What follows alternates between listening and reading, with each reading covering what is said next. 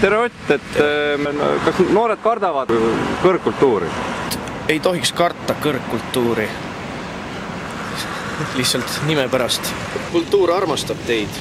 Armastage kultuuri vastu. Kus sa selle paned? Lõpeta kohe. Ära! Sina! Pana!